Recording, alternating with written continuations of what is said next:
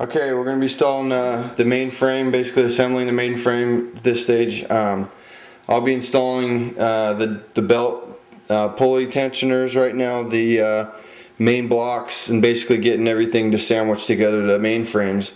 So basically what you see right here is going to be installed at this point for the most part. So another thing I noticed, comes with two different types of servo mounting brackets for standard size servos and for the mini size servos. So I'll be using mini servos in mine, so you'll be using this smaller mount right here. Let me see. The larger standard size servos are going to be using these big ones, which are pretty cool. I wish they worked for the minis also, but anyway, those are for standard size servos. So I'll get started and come back when I get the frames ready to sandwich together. Okay, I've just about completed the main area here so I can sandwich my two main frame halves together. There's a lot going on here. Maybe it's just me, but it actually doesn't look that complicated, but it's taken me a couple days because I've had a couple things going on in between this build. So couple things to note. They're Worth thrust bearings, I did mention earlier, and they were very easy to pop out. I didn't need to heat them like I did the main grips to get those bearings to pop out, which was nice. Which is also going to be nice if you crash and need to replace those bearings. They should just pop out. Hopefully you won't have to remove the entire frame assembly to get at those. But anyways, so yeah, thrust bearings in the main bearing blocks was nice.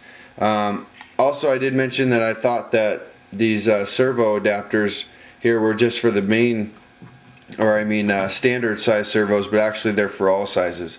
So that's pretty cool. The more bling the better for me, so I thought that was pretty nice. So other than that, a couple things that I did notice that were really nice was different ways, different design here than I'm used to. But this main the main motor mount, actually the entire mount shifts. When I first opened it up, I'm like, oh no, they didn't slot this. I can't adjust, you know, I was worried about being able to adjust the gear slash, or however you say it.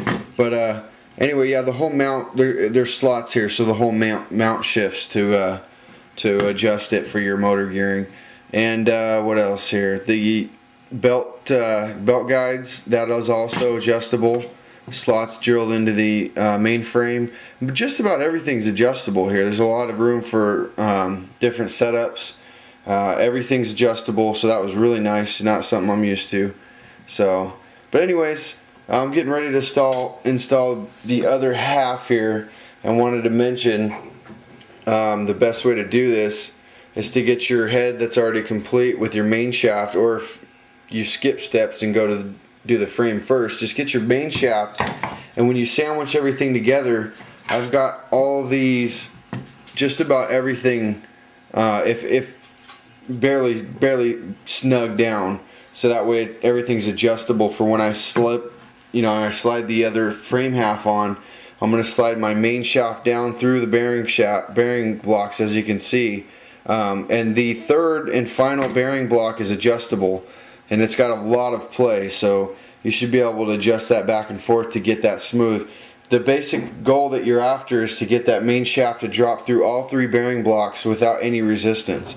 You want it to basically just, you want it basically just to fall in and be able to slide it right out. So you want to put that in and then tighten everything, get everything sturdy, and during the process of tightening it all down, you want to keep making sure that your main shaft is smooth in between those bearing blocks, otherwise you're going to wear down bearings really quick. So anyway, that'll be my next step, and I'm going to also put on the landing skids and everything else, and then I'll come back and do a little review of the main frame.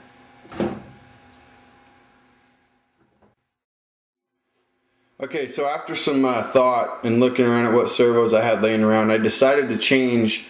I was going to use the Align DS510s on this, but I have so many of the Spectrum 821s laying around that I decided it probably would be a really good servo for this helicopter. So I'm going to be changing things, but I want to video this really quick so you guys can see how it's set up for mini versus standard size.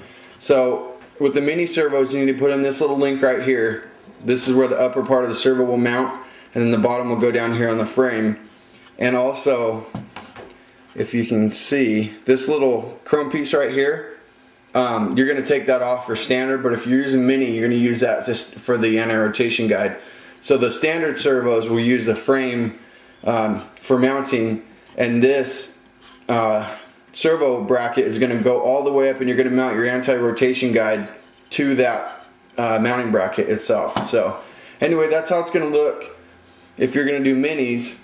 And I'm going to put my stuff together, measure it all out, and I'll show what it'll look like with the standard size. Okay, that excuse me, that pretty much wraps it up for the upper frame. I went back, and like I said, I set mine up for standard size servos. You have a lot of adjustment area that's necessary to move up and down for different size servos, so that was pretty cool. I've got mine set up. I've just loosely placed my servos right in here to get my alignment correct before I tighten those bolts down. But other than that, it looks real good. It's really stiff. It's nice. And I think that was pretty much it. Just double check that your main shaft, after you get everything bolted down and tightened up, make sure that main shaft goes down through the 3 bearing blocks nice and smooth. And like I said before, that 3rd bearing block has some adjustment forward and backward to get that alignment correct. So I'm going to install the landing gear now on the boom block. So this pretty much sums it up for the upper frame.